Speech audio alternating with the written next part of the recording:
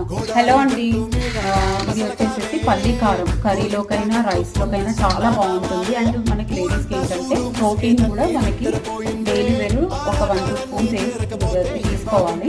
పల్లీలు వచ్చేసేసి పావు కిలో 200-250 గ్రామ్స్ పల్లీలు అండ్ కొంచెం సాల్ట్ అండ్ కొంచెం కారం, పసుపు అండ్ జీలకర్ర ఇవన్నీ వేసి చిన్నుల్లిపాయలు కూడా వేసుకోవాలి. ఇది కొంచెం బ్రాండ్ అయ్యాక చిన్నుల్లిపాయలు 2 చిన్నుల్లిపాయలు వేసేసి మళ్ళీ ఒకసారి